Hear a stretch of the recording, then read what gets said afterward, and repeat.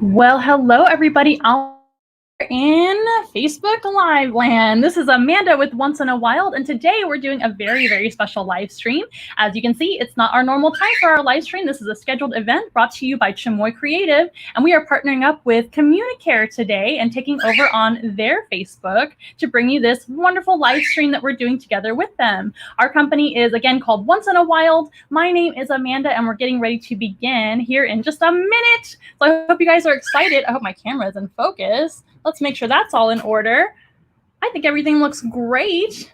Is there anybody out there so far? Again, this is Amanda. Please feel free to chime in with your comments and questions about any of the animals that we're meeting today. As you can see, there's already an animal right here next to me.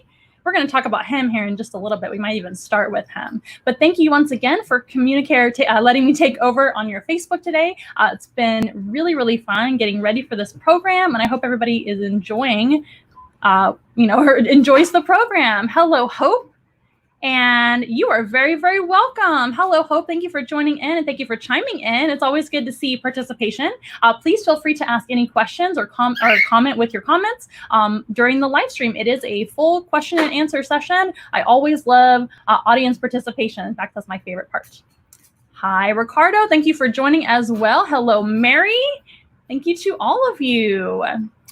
So it looks like it's just about time to begin. So once again, hello to everybody joining. If you have never seen me before, my name is Amanda and our company is called Once in a Wild. You can find all of our information at onceinawild.com, which is actually right down below, right over here for you guys on that pink part there underneath.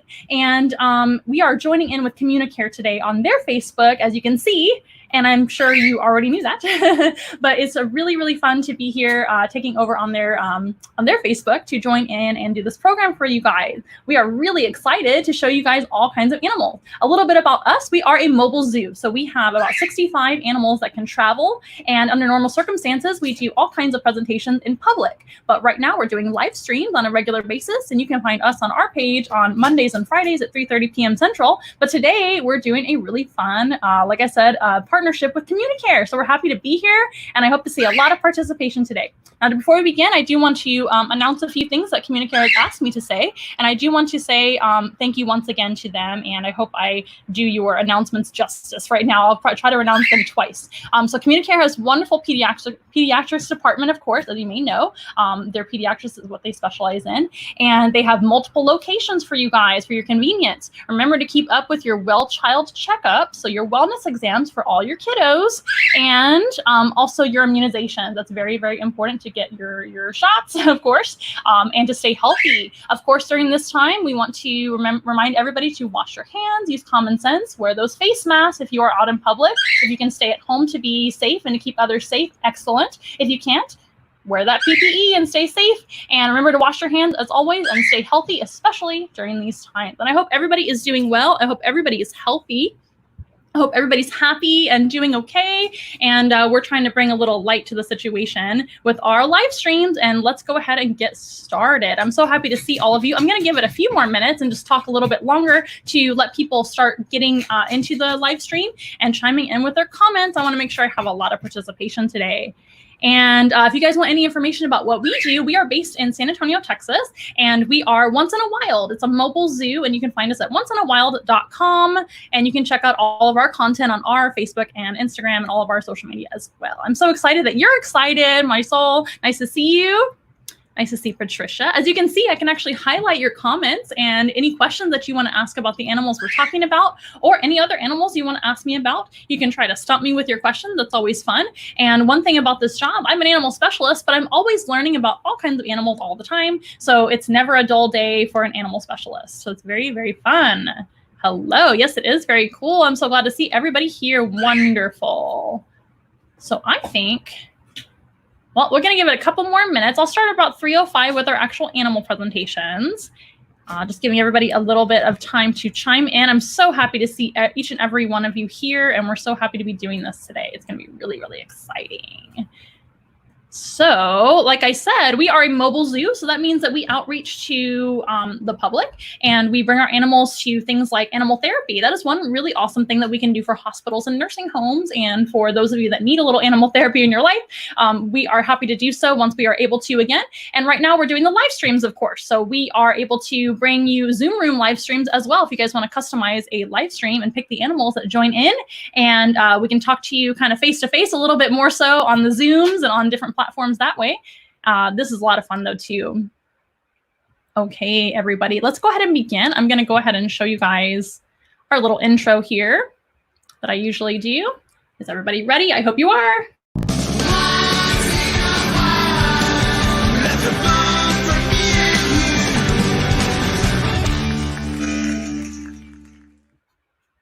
Could you guys hear the audio on that? Let me know if you could hear that or not. And if not, I will play it again. Sometimes we can't troubleshoot everything until we go live.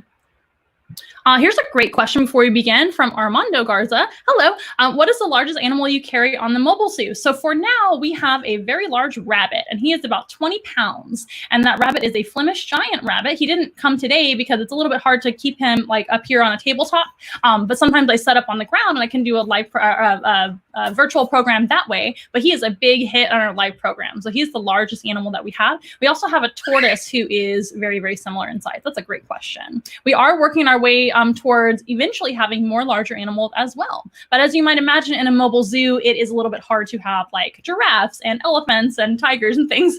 We don't really have any of those. And also we have animals that are safe to be around the public for the most part. They're animals that are perfectly safe to go into your home or classroom and things like that. So let's go ahead and get started. Are you guys excited? It looks like it's 3:05. It's high time that we get started. So I'm going to have you guys meet our first animal. It's actually a very, very, very good animal. Well, of course they all are, but this is a carnivore. So we're going to meet this animal here in a little bit, but we're going to meet our first animal first. He's really excited to see you guys. It is a carnivore, a meat-eating animal. So let's go ahead and meet him right now. He's very excited. I can hear him scratching. You could probably hear him scratching too. Here he is. Check this out. Look at this guy. Oh my goodness, what kind of animal is this? Let's see if you guys can actually guess the animal. So this animal's name is Loki, and Loki is an amazing carnivorous predator. Out there in nature, these guys are found in Europe as a wild animal. They're also found right here in Texas sometimes in mobile zoos, right? But these guys can eat anything from rabbits to prairie dogs to rodents of all kinds, including prairie dogs, I should say. Birds, they can eat all kinds of critters. They are obligate carnivores. Now, I'll give you a hint. This animal is actually in the weasel family. They are not considered to be a weasel specifically, but they are in what we call the mustelid family, and mustelids are weasels. So mustelid essentially means that they are very musky and smelly. They're not a skunk, though. A lot of people ask us if they're related to skunks. These guys are related to weasels, otters, wolverines, minks, badgers, etc. So what kind of animal is he? Well, he does have a mask, kind of like a raccoon, right? But he's not a raccoon. In fact, he is not in the raccoon family. The weasels are not in the same family as the raccoon. Raccoons are their own family. Raccoons have hands. He has paws, but not really hands. He is really enjoying his treats right now. So here at Once in a Wild with me and my care, he gets raw meat to eat because he is an obligate carnivore. That is a good natural diet for these guys. We want to keep our animals as healthy as we can. So we do feed them as best we can here in my care, in Once in a Wild at our zoo. It looks like Katie has guessed correctly. It is a ferret. And I have a few people guessing correctly. And I do apologize. I cannot click on the comment right now, but I will here in a minute. I do have all kinds of ferret treats on my hand. So yes, Loki is a ferret. Ferrets are directly related to an animal called the European polecat, which is in the weasel family, like I said. Now, let me know if you guys have any questions about the ferret whatsoever. You guys are free to ask all the questions you would like while I'm talking. I will answer them to the best of my ability. If I don't get to every single question, by the way, I will try to go back at the end of the program once it saves, and I will manually answer your questions because that's my favorite part about the job, is educating you guys on these beautiful animals. So ferrets are obligate carnivores. They are capable of eating animals about 5 times their body weight. That is incredible. But what's even more incredible are these little tiny weasels that are related to ferrets. There are smaller weasels that are only about a pound or so. They can eat an animal 10 times their own body weight. Can you imagine eating an animal 10 times your own body weight? That is incredible. These guys are amazing hunters. They have sharp teeth that look like cat teeth. They don't have rodent-like teeth. They are not in the rodent family. They are amazing. He is a really big ferret, Ricardo. I'm glad you noticed. So Loki here is raised what we call holistically. He's raised on a raw meat diet. He was not neutered early, and we try to keep him as healthy as we can. And I can go into more details about that another time. But he is very, very healthy and robust. You can see he's actually, I forgot to mention, he's actually a European polecat ferret hybrid. He is still considered to be a domestic ferret, which is what he is, but he looks exactly like a European polecat would in the wild. So that is pretty neat. So his mother was actually part European polecat. That makes him a hybrid. Isn't that neat? So he is a little bigger for that reason as well as all the other reasons that I listed earlier. We take really good care of our animals here. Now you'll notice that mask and that dark coloration. That is exactly what they look like in the wild. And you'll see his long, slender body and short legs. He's very curious about that water tank over there. I think he would go for a swim. These guys do not swim that well. They swim somewhat okay. Not as good as an otter. An otter is a very good swimming, mustelid, weasel, family member, all those guys. They are the best at it for sure. Otters, sea otters are probably the best at it because they live in the sea almost all the time. There are things like river otters that are very similar to ferrets and European polecats. Trying to keep him busy over here. He wants to go exploring. But these guys have a very, very slender body, kind of a medium length tail and short legs. That means these guys are what we call subterrestrial. Subterrestrial means that they live underground most of the time, especially when resting or sleeping and things. These guys will oftentimes adopt a den of another animal. So what these guys do, like I said, they are carnivores. They are predators, hunters, all of that. So typically, for example, out there in Europe, the European polecat might find a den of rabbits. Oh my goodness. And then what they would do is go into that den. It's called a warren with a W. A warren is a rabbit's home underground. And they would go underground, eat those rabbits, take over their home, and that would be their home from then on. That happens quite often in a ferret's life in the wild, a European polecat's life. There are other types of ferrets in the wild. There's one called the black-footed ferret. That is an endangered species that lives right here in the United States. Did you know that? They live out there in the Great Plains. Black-footed ferrets used to be, they thought they were extinct. And then scientists actually discovered them. I believe it was a dog that rediscovered the ferret out there in the wild. And then scientists and zookeepers and all kinds of animal specialists brought that ferret back from extinction to being a little bit better. They're still struggling in the wild, but that is one really good thing about zoos is how they can breed animals and bring back animals from extinction. Isn't that amazing? Or being endangered. Where do they live? Good question. In the wild, right? So that is going to be in Europe, as I probably already answered your question, so I apologize. But we'll say it again. So these guys are directly related to the European polecat. So the European polecat is basically a wild ferret. That is the same thing, only the wild cousin, the wild version. Just like when you have a dog at home, that dog a long time ago came from a wolf, right? They were domesticated from the wolves. The domestic ferret, like this guy here, even though he's a hybrid, he's still a domestic ferret. They were domesticated from the European polecat about 2,500 years ago in Europe. They were originally domesticated for their hunting abilities. I better hold my hand like that so you can see how cute he is. They were domesticated for their hunting abilities back in the day because these guys can easily hunt rabbits, rats, all kinds of either game or animals that would be wanted to be eliminated from a person's house back then and still now. So in fact, some people still use ferrets for hunting and getting rats and mice out of people's homes. They are very good at it, very efficient. And since they are so slender and can crawl into holes and things, like I said, they live in holes. These guys are very good at getting into smaller crevices and nooks and crannies that dogs and cats can't get into to hunt those animals. So they are very specialized. Ferrets are also very, very flexible because they do have to dig underground and go underground. They can go into a tunnel. You can see how flexible his spine is. See how easily he can kind of do those yoga poses. I'm very jealous of how flexible they are. They're pretty incredible. Okay, Loki, we're going to put you down in just a moment. But you're being so good. Look how he grips my arm there. He's got amazing claws. They can dig as well, as you might imagine. They don't have retractable claws like a cat. They're always out, kind of like a bear's claws. That is cool. But yes, they can go into a tunnel. Say they're going into the tunnel like this, and there's a dead end. That's okay. These guys can go into the dead end and then literally just turn around like that and go the other way. Very flexible, and that doesn't bother him whatsoever. He's gonna put some treats on my face. Are you guys curious about what he's eating right now? I mentioned he gets raw meat to eat normally, but right now he's getting a treat, and this is chicken baby food. It's very messy, but it helps me to have him kind of, there you go, right on cue, on all of your nose. It helps me to kind of hold him still so he has something to keep him busy. It's like him licking a lollipop or something. He stays very busy with that, and he just wants more and more and more.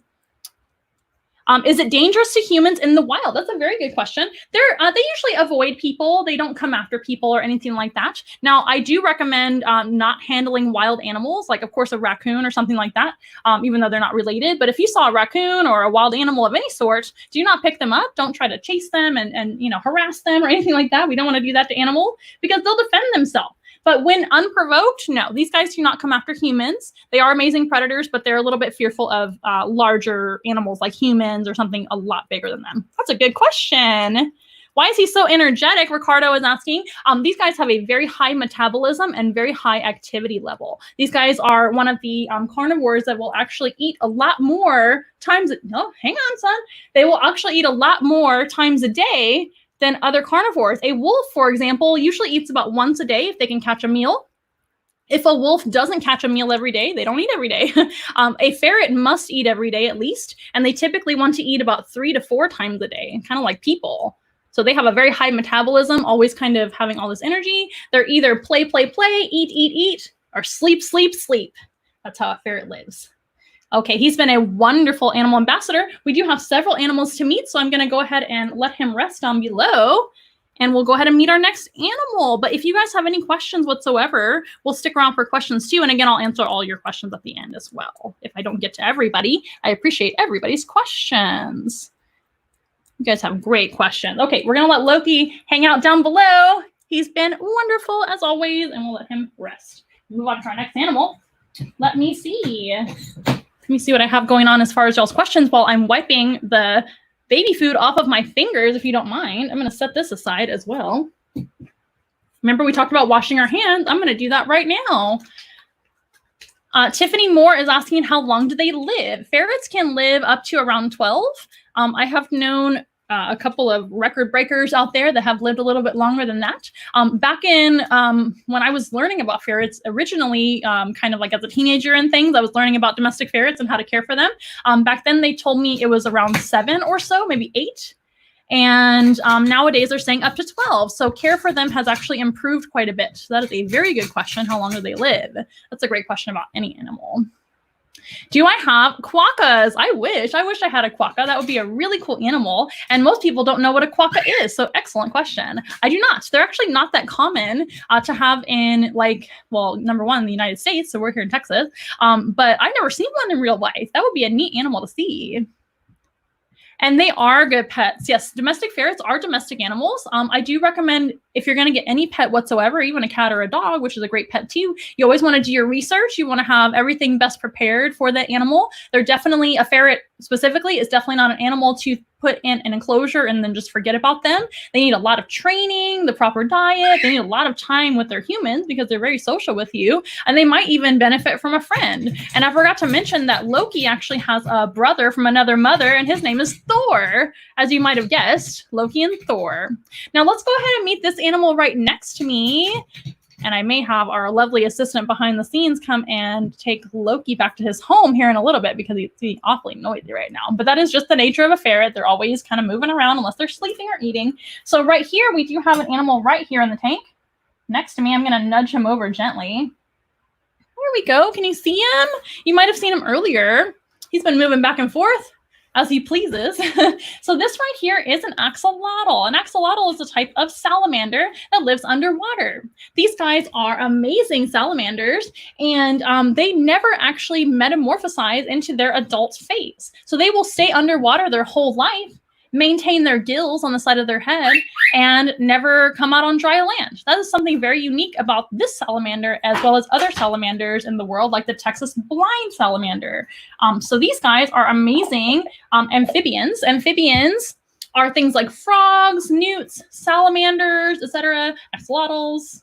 All those guys are amphibians. Amphibians start from an egg underwater. All amphibians have an aquatic portion of their life at some point, usually their baby stage. They'll be born into the water as well. They'll be hatched out of an egg from the water. Mom lays the eggs become fertilized. They'll hatch out as a tadpole, and that tadpole will typically start going through its metamorphosis, grow legs, And then eventually, if it's a frog, for example, the tail goes away, which is cool. So all of them have a tail unless, you know, they lose them later. If it's a salamander, they keep the tail. I'm confusing you guys. Well, but most amphibians, they will lose their gills though and be able to go up on dry land and actually breathe a little bit of air with lungs. So most amphibians do that, but the axolotl doesn't. Isn't that cool? So I'm actually going to show you how they eat. I brought a couple of really, really creepy, crawly food items today. So axolotls are predators, just like the, well, if the food items will cooperate. They are live food, so just prepare yourself. Okay, we're ready now. So the axolotl, just like the ferret, is a carnivore too, but they're gonna eat animals like this. Can you see that worm? That is an earthworm. And I bet you whatever, that gremlin here, Gremlin is his name, he is very excited for the earthworm. Ooh, yes, he is. Look at that. Earthworms are very, very good for axolotls to eat. It is part of their natural diet. I also have a pellet diet that we feed for them that has a lot of nutrients in it, but earthworms are the best food for them. And they seem to really, really like it. If I can get this worm to cooperate, I will I will feed him another one. Axolotls are from Mexico. So axolotls live in Mexico City, and that is it. They only live in one little tiny, tiny area in Mexico City called Xochimilco, and that is where they are from. They live in a very, very cold river there, in a canal over there in Mexico City. They are only found there, and unfortunately, the axolotl is a critically endangered species. So much like that black-footed ferret, not Loki's species, but the other ferret species, is endangered, this is another endangered species. Well, that is very unfortunate. Some things that are causing them to be endangered. Here you go, buddy. Here's another worm. You can do it. Oh. Maybe not. Maybe he's still eating the other one. That's okay. He doesn't have to be forced to do anything. These guys are critically endangered for a few different reasons. One is going to be from pollution. And you guys know to use less plastic, right? And we want to recycle, reduce, reuse, and recycle whenever we can. We use less plastic. We recycle our plastics. We don't throw our trash in the river, right? Unfortunately, that happens quite a bit with these guys because they live so close to Mexico City, and I'm not, you know, trying to call out Mexico or anything like that. That could be any city. It could be any one of us. So anytime an animal lives near a city, a lot of times they have a lot of pressure on them from pollution. So not just trash, but things like chemicals in their waters, etc. Are you just not wanting another piece, another worm? You can have it if you want. Oh, there we go. He tentatively took it. But these guys, like I said, have a lot going against them out there in nature. Another thing is invasive species. So animals like carp and tilapia are types of fish that have been released into their waters. Oh, he says no thank you to the worm. We're just going to take it away then. We'll try to feed it to him later. He might just be full. That's okay. The worm's like, I get to live. So earthworms are part of their natural diet, but sometimes they prefer other things, just like us, right? Sometimes we know that eating healthy is great for us, but sometimes we want candy. So let's go ahead and give him some more food. This isn't candy either. It's a good diet for him as well. And let's see what other questions you guys have. Let me see. Oh, somebody's from Tampa? That is amazing. I love Florida. How long did they live? Well, I think that was about the ferret. But this guy is going to be, their life expectancy is usually in their 20s or more, sometimes mid-20s. They'll be very old. And that is only in the care of humans. Out there in the wild, it is estimated they live around 10 or so because they have a lot of pressures on them in the wild, especially nowadays. So just to give you a example of how endangered these axolotls are in the wild, unfortunately, they went from, it's a 20-year survey, right? 20-year survey, I can't do that, 20-year survey where they were studying these guys' numbers out there in the wild, right? They counted that there were about 6,000 per square kilometer to 35 per square kilometer at the end of that 20 years. So that's not great. So these guys need a lot of help. The best way you can help out amphibians like the axolotl is to support your local zoo or aquarium that has amphibians, because a lot of their proceeds actually go straight to axolotl and other amphibian conservation. So we always want to support conservation. I think he's just refusing food, which is fine. I guess he's just not hungry. Sometimes I'm not hungry either. Now, the scientific name of the axolotl is Ambystoma mexicanum, which means literally Mexican glutton, or one who eats a lot of things in Mexico. So they're from Mexico, and they're also really, really good eaters normally, but he just might be full right now. You guys have some good questions. This is about a turtle. How do turtles breathe underwater? So turtles do not breathe underwater. Turtles breathe with lungs. And so they just hold their breath for a really long time, and then they're going to come up for air. So like a sea turtle actually will hold their breath really, really long time, for hours sometimes, and they will have to come up for air. So they have to breathe just like we do, only we can't hold our breath as long, right? So that is how a turtle breathes. They don't breathe with gills. These guys have gills. Now, normally a salamander would lose their gills and actually develop lungs during their metamorphosis, but these guys do not do that. They're very, very strange. They're kind of like Peter Pan, right? They never grow up and they don't want to. So let's move on to our next animal. We'll stay in the same realm of the world. We're going from Mexico to South America for this species, and this species is also found in Central and South America. And I hope you guys don't have arachnophobia or anything, because you're getting to learn about a spider next. So we went from a mammal to an amphibian and now an arachnid. Isn't that cool? Arachnids are spiders and scorpions, right? Spiders and scorpions have 2 body parts, 8 legs, and 2 arms. Did you know that spiders have 8 legs and 2 arms? A lot of people think it's just 8 legs and that's it. But they do have 2 little arms right there in the front. Can you see their arms? She's waving her legs. This here is Tiptoes, that's her name. And Tiptoes is a pink toe tarantula. This type of tarantula is arboreal, meaning that they climb trees. Most tarantulas are on the ground. We call that terrestrial. The ferret, remember, is subterrestrial. So that means underground. But this tarantula is arboreal, meaning that they are in the trees. Now, I'm going to take a really, really fast break just to check my camera's timer. 1 moment. I will be right back, I promise, and we'll talk more about this beautiful tarantula.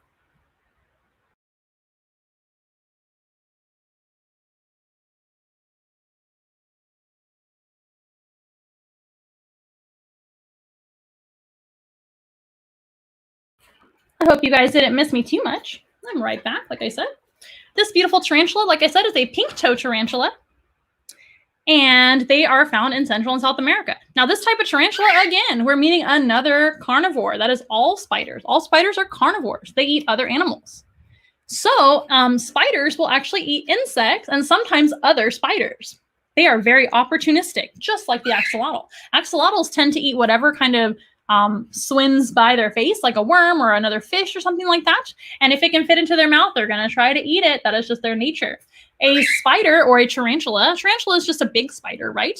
A big hairy spider is what they are. They're essentially the same thing. If they notice an insect and they're hungry, they're going to go after that insect. But if they notice another spider, they might eat another spider too. They're not too super picky when it comes to that. Make sure she's in focus. Sometimes with our bugs, it's a little bit harder to get them in focus on my camera, isn't it? I think that's better. Now, what questions did you have about any of our animals so far? Oh, about the axolotl. Katie is asking a great question. Do they swim or just walk? That is a wonderful question. I love that question. They can swim and walk. So they can scoot along the bottom and swim, or sorry, scoot along the bottom and walk. And they can also use their big paddle-like tail to actually swim like that too. They can swim like a fish, or they can walk along the bottom. They tend to be the most comfortable kind of walking along the bottom because that's where they're going to feel safe, is on the bottom of that riverbed where they're from in Mexico. And it's very murky, very muddy, very swampy where they live. So that coloration that he has, come back over here, Gremlin. Everybody wants to see you. I should have brought a smaller tank, I guess. He wants to utilize the entire tank, which is fine. He doesn't understand that he's on TV today. So these guys have that dark coloration to be able to blend right in with their surroundings out there in that swampy river they live in, right? So yes, they can do both. They can swim or walk along the bottom on their belly. Pretty cool. They're kind of like a lizard and a fish mixed together. How long do they live, Ale? Very, very good question. Thank you for your question. Tarantulas have varying life expectancies. So this species, though, usually lives to be about 15 to 20 if they are females. All tarantula males only live to be about 3 to 5 years old. That is across the board with all tarantula species. There are many, many different kinds of tarantulas, as you may imagine. And that is kind of unfortunate for the males, right? For the females, they live much longer. So most tarantula species can live into their, sorry girl, they can live into their mid-20s or more, but this species tends to max out at about right at 20. That would be very, very old for this spider. Still a long time, right? But if you're a male tarantula, so sorry to report that you're only going to live about 5 years maximum. And tarantulas are very unique in the fact that they can have multiple times to have babies. Most spiders I say most, but this doesn't apply to every other spider, but most spiders in general, just like on the famous story Charlotte's Web, she had her babies and then unfortunately she passed away right afterwards. So most spiders will actually have one clutch of eggs or grouping of eggs and only have babies once and then they pass away. That is very sad. But tarantulas actually do have multiple times where they can have babies. Isn't that cool? But the males don't live very long at all. This is a good question, and I don't know if I have the answer to this. Can tarantulas swim? I think there are a few that are kind of lighter weight, and I know there's some spiders that this applies to too. There are a few spiders and tarantulas, I guess, that are light enough to kind of skitter across the water. Now, I don't know if that qualifies as swimming. I would imagine no. That's just like kind of walking on water, kind of like the basilisk lizard can do, if you're familiar with them. There's a type of lizard called a basilisk that can run across the water. It's not the Harry Potter basilisk, that's a snake. But anyway, but there are some animals that are so lightweight, they can kind of just skitter across the surface. That is pretty cool. Can you see her toes and how they're kind of pink? When she lifts them up, they're not too super pink anymore. When she was a baby, they were much pinker, and that's why they call them the pink toe tarantula. And again, her name is Tiptoes. That was a great question. This is really a question to you. Are they very fragile? Yes, in general, tarantulas are pretty fragile. Even though they're so big and a lot of people are scared of them, they're a lot more, we're a lot more dangerous to them than they are to you. There's no deadly tarantulas in the world. In fact, even the most toxic tarantula, it would just hurt a lot, just like a wasp sting would hurt a lot if you got bitten by their venom. They do have venom. All tarantulas have 2 body parts, 8 legs, 2 arms, and venom. And their venom is actually stored in special parts near their mouth called chelicerae. Chelicerae are those 2 things right here that kind of look like a big mustache in the front of her face. I don't know how well you can see that on this small tarantula, but she does have those 2 things here, and then her fangs are underneath her chin. They are stored like this until they're ready to use them. Look at her waving hello to you guys. And then when they need to use them, they pop out like this, and that's how they can use them against their prey. They typically use them for prey, not for defense. Tarantula might use their hair for defense. Some tarantulas, not this species, but other ones, can actually rub their hairs into a cloud in the air, and that can affect their predator's eyes and help save them from getting eaten. Pretty neat. But most tarantulas are not aggressive and not going to harm a human, like I said, but tarantulas in general are a lot more fragile to, like, as a species or as an individual than, then they're dangerous to us. They're really not that dangerous. But yeah, they can be fragile. This type of tarantula climbs. So she's very, very, I would say, adapted to being able to take a little tumble, because these guys will kind of jump from branch to branch up in the trees, and they're very lightweight by comparison to other tarantulas. So if they were to fall, they're adapted to kind of taking a small fall. But of course, I wouldn't want to demo that or anything like that at risk of hurting her.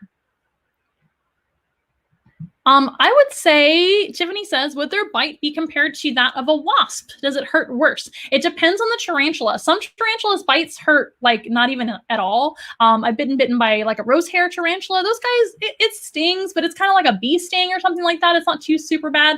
It kind of depends on you as well and your tolerance of venom, because some people don't tolerate the venom that well.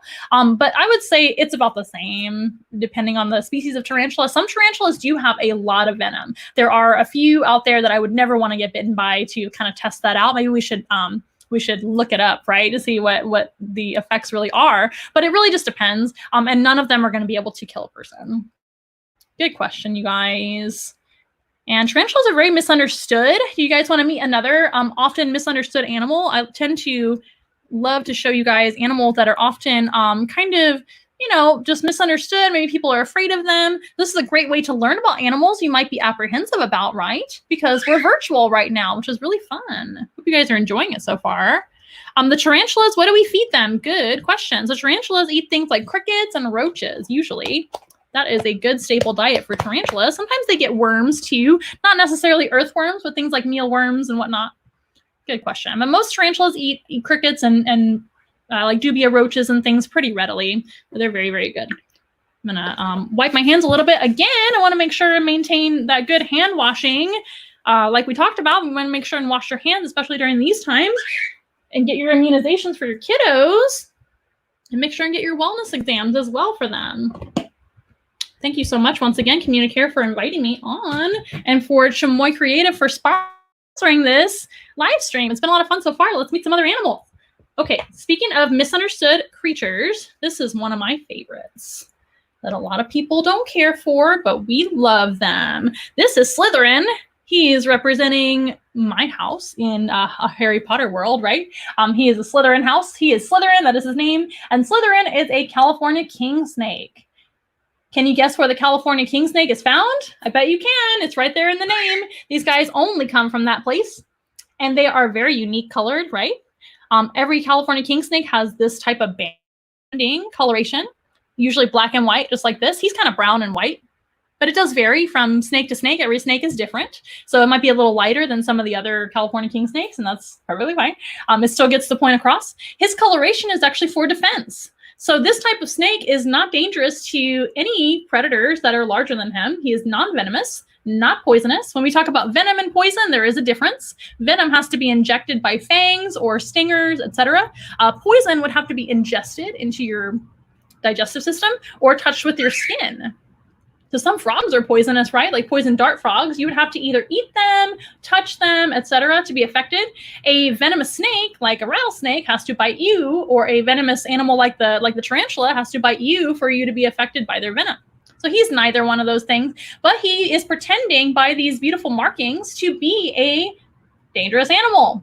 He is dangerous only to animals that he's eating, but we'll talk about that here in a minute. But his banding and that coloration is basically a stop sign to other animals. If he is there in the grass, he's not really going to blend in. He is going to stand out, and that is the whole idea.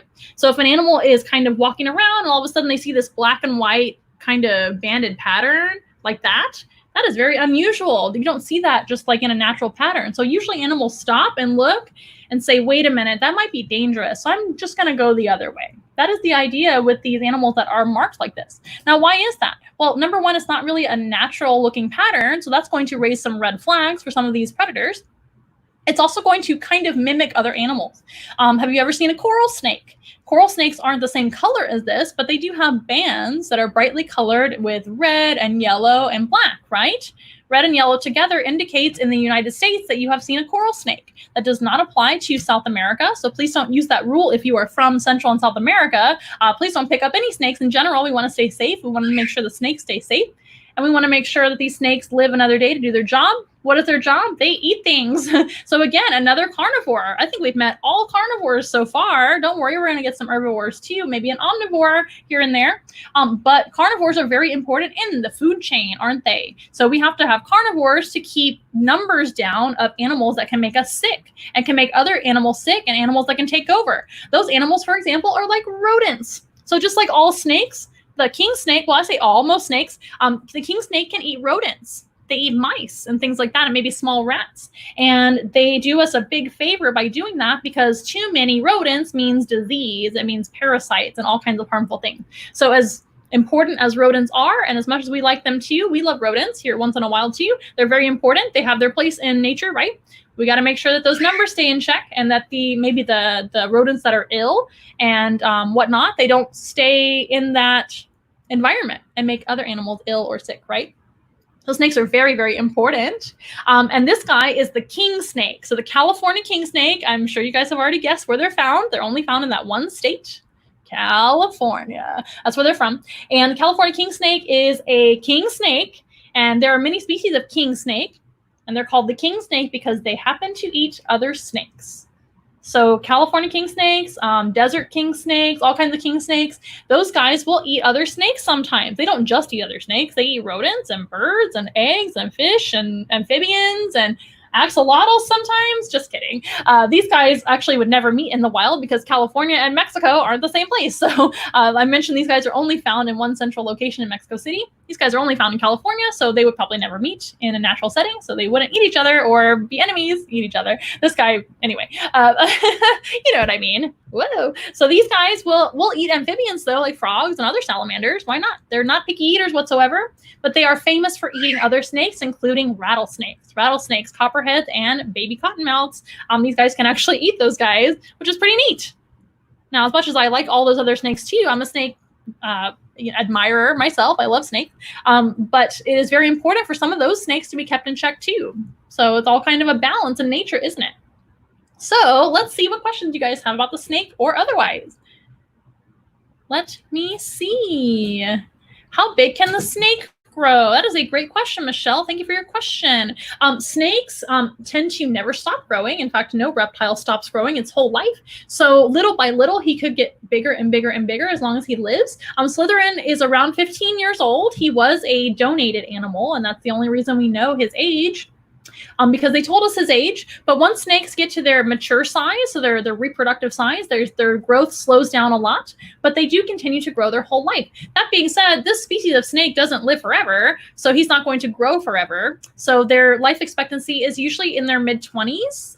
That would be very old. So it's around then. They might even live a little bit longer. Maybe on record, there's some that live longer. But around his size is about what they get. He's not going to get too much. Where am I going? He's not going to get too, there we go. Not going to get too much bigger than this. He's not a very large snake, although he's a very long snake. But he's around 4.5 feet long. But again, little by little, very, very small amounts, he's going to grow. And snakes actually do have to do something very special to grow, don't they? Snakes and all reptiles have to shed their skin. I actually have one of his sheds right here. Speaking of which, they have to shed their skin. Here is his shed right here. The other day, he actually shed for us, and it was all in one piece. That tells us he's very healthy. But look at that. Look how long the shed is. The shed is usually a little bit longer than the actual snake. So if you find a shed, a snake shed out there in the woods or anywhere, you cannot measure this and it will not tell you the same length of the snake because this is always going to be stretched out a little bit. When they shed, it's almost like taking off a pantyhose inside out. They take it off, they take off their skin that way, and it starts at the head and they take it off inside out. Isn't that cool? That is a very good question, but they're not an enormous snake. The biggest animal they'd be able to eat, like rodent-wise, would be like a very large mouse. They could probably eat a couple of them, or they could eat a very, very small rat. Just to give you like an example of what he eats with me. What do I feed them? I'm not sure if this is the snake or the tarantula, but the snake will actually eat mice. He is a very picky California king snake. Most California king snakes are not picky animals at all, but Slytherin, I guess, is just set in his ways. He's 15 or 16 years old. He's very used to eating white mice, and that's usually what he eats. He likes white mice. That's what he gets. He usually gets a couple of them. About once a week is what we offer here once in a while. We actually do offer our snakes food about once a week, although they can go much longer without eating than that. Snakes have a very slow metabolism, just like all reptiles, and that means they can go a very long time without eating. Good questions, you guys. How often do they shed their skin? That's another excellent question. Thank you for joining in. These guys shed their skin about once a month as adults. When they are smaller, they might shed more often because a baby snake grows faster than an adult snake. So baby snakes might shed every 3 weeks, whereas an adult will shed around every 4 weeks, more or less. Good question. Now that is dependent on the snake as well. Individuals may vary by a few days here and there. And they shed to grow. So their outer layer of skin, Katie's asking, why do they shed? They shed to grow, and that's all reptiles. All reptiles are like this. They that outer layer of skin, that epidermis, actually doesn't grow with them. So they have to actually molt that skin. And speaking of molt, we actually have a tarantula molt too. This is not another tarantula. This is just a molt of a different species. Can you see that? You can actually see the fangs and everything. I'm going to actually let Slytherin hang out down below and let him rest. So number one, we can move on to our next animal here in a second. He is such a gorgeous snake. We do want to advocate for snakes before I show you that tarantula molt. I want to make it very, very clear that you should always leave wildlife alone. And snakes are very important, though misunderstood animals. We want to make sure and encourage all of your friends and family to please leave snakes alone. If you have a snake like invader in your home or in your own backyard, I highly recommend to call a professional to handle that situation if you are not an expert. We want to make sure that you guys stay safe. We want to always stay safe with everything we do, right? At the best of our ability, and your kids stay safe, etc. Your pets at home, etc. We want to leave that snake alone. That snake does not want to harm you. It wants to protect itself. So sometimes snakes get afraid of humans because we stumble upon them, or some humans do go after snakes. So they're defensive. They're trying to live too. But if you guys have a snake in your own yard, you can call a professional to identify the snake. If it's a harmless snake, you can just let them leave. If it's a harmful snake, something that's potentially dangerous, you can have a professional remove it. And that's what we recommend, okay? We want to leave snakes alone if we can. If you see one in the woods especially, leave it alone, okay? Alrighty, Slytherin, you are a fantastic snake animal ambassador. We'll let him rest and move on. But I did want to show you that molt. So this is another type of tarantula that we have. It's not the pink toe tarantula. This is a Venezuelan sun tiger tarantula. And you can see her molt here in this little jar that I put it in. The reason I did that is because the molts are very fragile. When they have their molts, a tarantula has to molt just like a snake sheds their skin. The molt comes off and looks exactly like another tarantula. Isn't that cool? Even the fangs and everything are there. Can you guys see the fangs? That's where they keep their fangs, underneath their mouth right there. Those are big fangs. Big tarantula in general. But isn't that neat? I think it is. It's the little things that make me happy about animals. All right. Let's see. Tiffany, that is a great question. The purpose of them shedding their skin as opposed to just growing bigger, I have no idea why they're like that. I just know that they are like that. I'm sure there is some kind of purpose. I wouldn't mind doing a little more research for you to find out why. But many animals that are ectothermic, meaning cold-blooded, do that. So I don't know if it has something to do with being cold-blooded. We as humans actually do shed flakes of skin all the time. Of course, we shed our hair all the time. I shed hair. I don't know how I'm not bald every day. I shed tons of hair. But we're actually shedding our skin too. So that's something to do a little bit more research on. I am definitely not an expert in skin in general. If anybody's an expert in skin, please let me know. But I don't really know why. But I have a feeling it has to do with something with them being ectothermic or cold-blooded. Ectothermic just means they don't have their own body temperature. They're the temperature of whatever's around them, and they have to regulate their own body temperature manually instead of automatically like we do. We're the same temperature all the time. Here's a good question. Hello. How many babies can they have? So the California king snake lays eggs. A female does, of course. He's a male, so he's not going to do that. But the California king snake, when they lay eggs, they can have anywhere from 2 to around 8. They don't have a ton of eggs, and they usually lay, I believe, twice a year, if I'm not mistaken. I'm not a breeder, but I believe it's around twice a year in the wild. Very, very good question. So let's move on to our next reptile. I'm going to check our time here. Oh yeah, we're doing fine. I'm so proud of myself. I tend to talk forever and ever about these animals, and I want to stay a little bit within our time. I don't mind going a little overtime if you guys don't mind. It's up to you guys. Let me see how you guys like this animal. So this is actually another reptile and another South American animal. So remember how our snake was from California? This is a lizard. She is not from California. She has a little bit of shed skin on her nose. So like I said, all reptiles do shed their skin, and lizards tend to shed in pieces. Not every lizard does that. But this is a Colombian black and white tegu. Just like the name says, they are from Colombia. Her name is Lulu, and she tends to be very wiggly at the beginning of the program, and then she'll settle right down so you guys can get a good look, I promise. Lulu is a very smart lizard. Tegus are extremely intelligent. So she's going to see how much I'm going to let her get away with. Oh, goodness gracious. She's trying to get down. These guys are amazing lizards. Now, we met all carnivores today so far, and this lizard here is an omnivore, just like humans. She can eat both fruits and vegetables, plants, and meats in her diet. Yes, you can. Do you smell some of that ferret treats? We took it out of the room, so you probably can't anymore. Now she's settling down. She is so cool. So this is Lulu, like I said. She's a Colombian black and white tegu. She is a female. There are a couple of different kinds of black and white tegus. One is the Argentinian black and white tegu, or Argentine black and white tegu. And this is the Colombian. Colombians are smaller, and females are smaller than males. So she's kind of a petite little tegu. You might have seen other tegus that are very, very large. Male tegus have very, very large cheeks. So they are what we call a dimorphic species. Dimorphic just means males and females look different. A great example of that is not only humans, males and females look different, right? Human, usually, and also the peacock. Peacocks are a great example of dimorphism. But the tegu, both species of tegu, the black and white tegus, have big cheeks if they are males, big, fat, enormous cheeks, as if they were to swallow a whole lot of bubble gum. They also kind of look like a chipmunk's cheeks to me. They're really cool. She's a female though, and we know that by her slender cheeks, her girly cheeks that she has.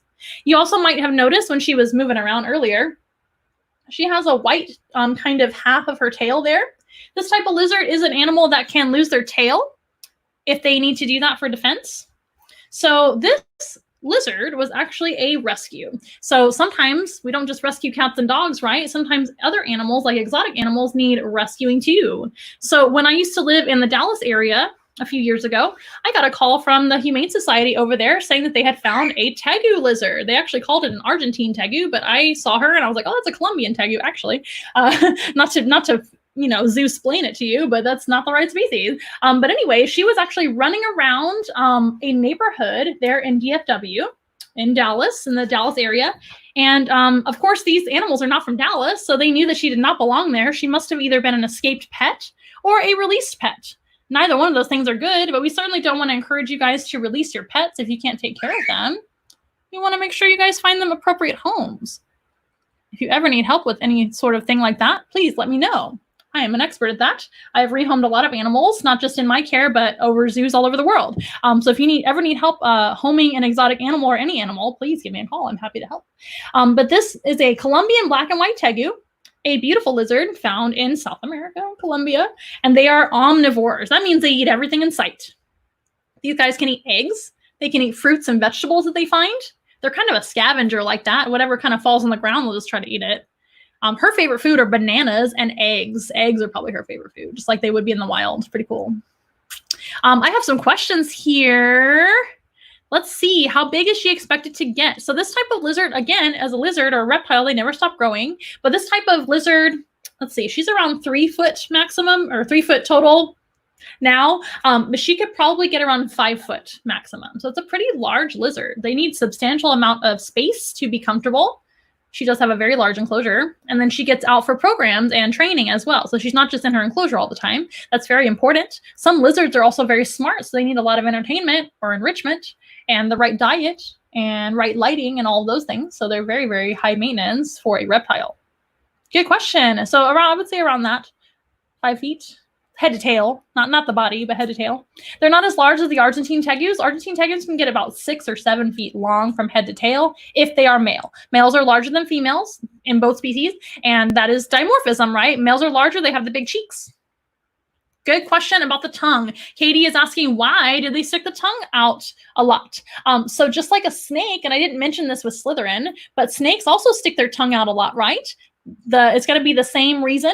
So you can see that this lizard has a bigger tongue than the snake, but it still has a forked tongue. That means they have 2 points on the end of their tongue. We'll see if she sticks it out again. Now that we're talking about it, she's like, no, I don't want to show you my tongue. That big pink tongue has 2 points on the end of it called a forked tongue, right? That gives her the ability to smell in different directions. So 2 different directions. She's also got a special organ on the roof of her mouth, as does the snake too. This applies to both of them. It's called the Jacobson's organ. The Jacobson's organ is found on many animals that use their sense of smell.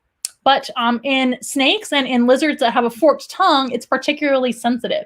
So that Jacobson's organ gets information from the 2 points of the tongue coming back into the mouth, and then it tells the brain directly what's going on with information from that smell. Isn't that cool? So she can kind of just see the world around her with her smell. She can also see very well too. Snakes don't see the best, so their sense of smell is the strongest. She has strong senses all around, great sense of sight, great sense of smell, great sense of touch, hello, and great sense of hearing. Those are her ears right here, those little things I'm pointing at right there. There's one of them there, right next to her cheeks. That's her ear, so they can hear really well. Let's see. Are they easy to take care of, to care for, or do they need a lot of attention? These guys are not a beginner species of lizard.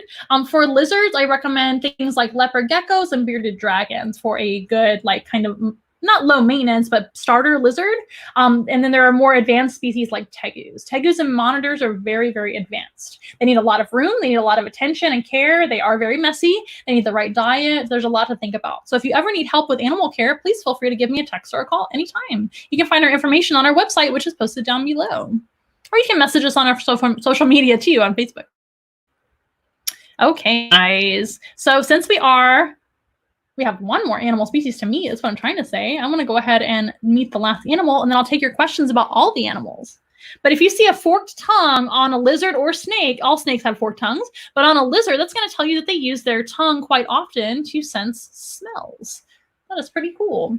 Like I said, she did regrow her tail. I forgot to talk about that a little bit further. During that time that she was caught up by animal control. So when animal control caught her, she lost her tail, and now it's grown back to be a white color, which often happens. It'll be often either solid black or solid white when it grows back. Isn't that interesting? I don't know why, but that is a great defense. If she were to get bitten by a predator in the tail would fall off. The predator could eat the tail potentially, and then she could get away and grow another tail in a matter of a few months. It took her about 6 or 8 months to regrow the tail completely. It does take a long time and a lot of energy. So it's not something they want to do, but it's something that they have to do or feel like they have to do to save themselves. They can. And that actually applies to many different lizard species. Not every lizard has that ability, but many of them do. I think she is so pretty. Okay, let's meet our final animal species, and we'll take all of your questions about all of the animals. Now, don't forget to check us out. If you're interested in more animal videos, we do have them on our Facebook as well, Once in a Wild. You can check us out. Actually, tomorrow we have another program, another live stream on our Facebook, Once in a Wild. Okay, just letting you know if you want to see more animal videos. Okay, let's get ready for our last animal. Hope you guys have enjoyed this so far. I have. I think they're ready, and I think you guys have been hearing them the whole time. And I think that Gremlin wants to see them too. Look at Gremlin getting ready. All right. I'm going to dip out one more time just to prepare really fast, and I'll be right back in 2 seconds.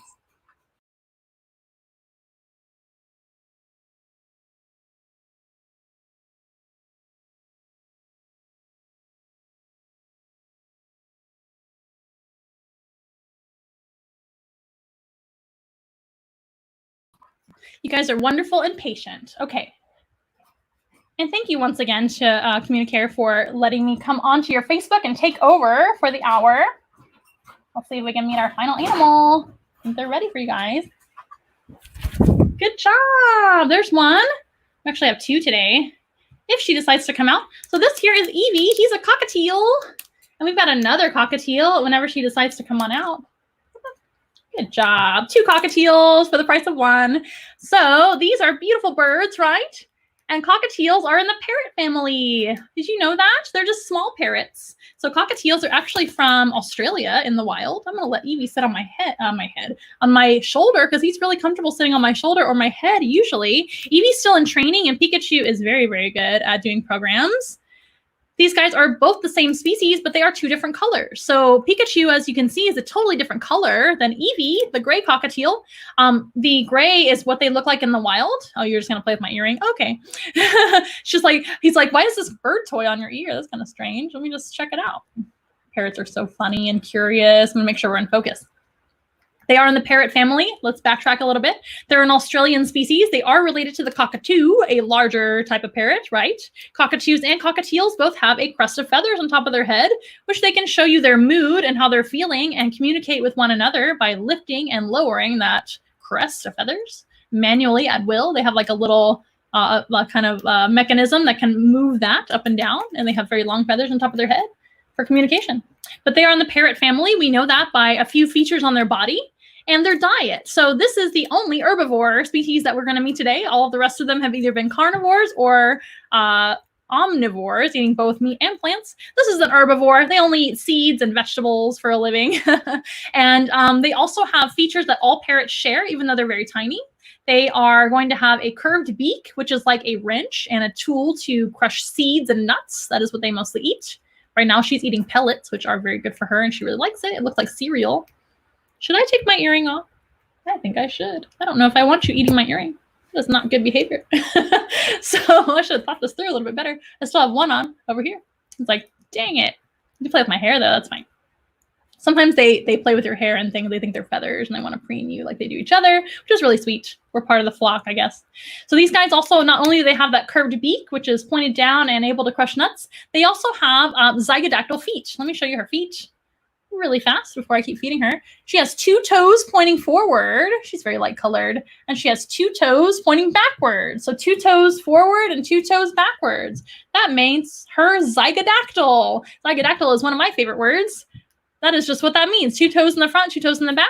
And that beak are 2 features of parrots. Another feature of most parrots is the way they sit up. They're going to sit up straight, almost like a person sits up straight when they're perching. And that is how parrots look. Not ferrets, but parrots. Okay. Can birds be trained? That's a great question. All animals can be trained, even tarantulas. So how do you train a tarantula? Well, you don't expect a tarantula to be a dog, so you're not going to ask them to sit, shake, roll over, stay, all the things. But you can train a tarantula to be calm and be comfortable around humans and around programs and things. That is part of their training. Now, we can't expect every tarantula to be the same. So if a tarantula is just not suited for programs, etc., we don't ask them to be in programs. We might show them in an enclosure or something like that, just in their habitat. We also can't expect an axolotl to walk around on dry land. So we keep him in something like this, right? When we present them. But birds absolutely can be trained. Most birds are very, very smart. There are many different types of birds all over the world. They're not all the same and not all the same intelligence, in my opinion. But parrots are very, very smart. And you have to work with what works for them. So food motivation is oftentimes a really, really good training tool. Would you like a piece? There you go. Sometimes these guys really like praise and company. So just having my company is usually good enough for Evie, although it seems like he wants a treat again. I'm going to give him one for being so good. Here you go. And whatnot, but they can definitely be trained. They can be trained to do all kinds of what we call behaviors or tricks, and they can be trained to just sit here calmly with us. They are fully flighted. As you saw, Evie did fly in from the other side. He can fly, and he can choose to leave if he wants to, but he's trained to stay here with me. Are they easy to take care of? I would say no. Birds are pretty high maintenance. I don't know if any animal is particularly easy to take care of. They're just specialized or not specialized, or maybe it's a spectrum of easiness. That's a great question. Birds are very high maintenance. They're very, very messy. As you can see, I don't know if you can see, but as Pikachu is eating, she's dropping a lot of pieces of food all over the place, which is kind of why I do them last, so I can clean up afterwards. But they also need a lot of attention. I don't recommend keeping two cockatiels or keeping one cockatiel alone. You want to have at least two so they can keep each other company, because they're very, very social, and we can't be with them 24/7. Even in quarantine, we can't be with them 24/7. So it's good to have another one of their same kind to keep company. In fact, these birds will live together, and they also live with a flock of doves. Most of the day, they mingle in the same room, so they have a flock to keep comfortable. They actually are prey animals. So they would be an animal that might get eaten by a predator. We talked about a lot of predators today. These guys are not predators. They're seed eaters, but they have predators. So being in a group or being with another of their kind makes them feel very comfortable. So there's a lot of things to think about when you have a bird. Birds are also very noisy. This is one of the least noisiest parrots, least noisy parrots in the care of humans. And a female is a lot less noisy than a male, in case you are wondering and want to invite a cockatiel in your life, or two cockatiels. I have a male right here on my shoulder. That is Evie, and this is Pikachu, and she's a girl. Pikachu is very quiet. Evie is very, very noisy. Evie can mimic my voice. He can whistle and mimic cell phone noises, etc. So he is extremely noisy, not super loud, but they are loud. It's not quiet either. So a lot of things to consider. And that goes into this question to you for Tiffany. For this question, can they talk? Evie can talk a little bit. He's not a great talker. It's a little bit. Oh, he just whispered in my ear, "Excuse me, how dare you?" He tries his best. He actually is pretty good at it for a cockatiel. The cockatiels aren't as good as like an African gray or an Amazon parrot. Those guys are really, really good talkers. But the cockatiels try, and they do mimic whistles a lot too. That is much easier for them to do that. But he can talk a little bit. He does his best. He says words like perch and Pikachu and come here and a couple other things that I can't remember right now. Oh my goodness, you guys, it is already 4 o'clock. I really hate to say goodbye. Does anybody have any other questions of any kind before we say goodbye? They are so cute. I agree. I hope you guys have had a lot of fun. This video will be saved, I believe, on the website, on the CommuniCare website, or not website, but the CommuniCare Facebook page after this, so you guys can watch it again if you like. And if you guys want more animal videos, we do post live streams on Mondays and Fridays at 3:30 p.m. Central until further notice on our Facebook too, and also on YouTube. You can find us on YouTube and Facebook. I believe you said your daughter wants one. Yeah, they're really good pets, as long as you meet their needs, and that goes for most pets. These guys are a wonderful kind of starter bird. I do recommend a hand-raised bird, and also getting 2, because they will have each other's company, and they're just way happier that way. They're not going to be demanding your attention 24/7, etc. So there's a lot of research to be done. I can certainly help you to research and figure out what you should do if you want my help. But they are wonderful animals. If they're hand-raised, they're used to people. Both these two were hand-raised as babies, so they're not afraid of people, as you can see. And you are very, very welcome. Thank you to everybody, each and every one of you, for tuning in and participating in our live stream that we've done today with CommuniCare. It was a lot of fun. And thank you very much. Thank you for thinking I did a great job. I think all of our animals were wonderful today. And we hope to see you guys again on another live stream on Once in a Wild. If you guys want more information about us, it's onceinawild.com. And remember, of course, CommuniCare has a wonderful pediatrics department. That's hard to say. Pediatrics department. So don't forget to take your kiddos in for their wellness exams and make sure they have their immunizations on board and their shots on board. And everybody remember to wash your hands, stay safe, stay home if you can. If you don't stay home, wear your mask, maintain social distancing and all that so we can get through this all together, and we're going to be just fine, you guys. I hope you guys have had fun, and we'll see you, hope to see you again on Once in a Wild's page. And thank you again, CommuniCare, and thank you to Chamoy Creative for hosting this presentation. That's what I meant to say. Thanks, Pikachu. Thanks, Evie. Thanks to everybody. Gremlin. We'll see you guys another time. Bye-bye. Thank you very, very much. Oh, my goodness. I'm going to set her down so I can wave. See you guys next time. Say bye, Pikachu. Bye.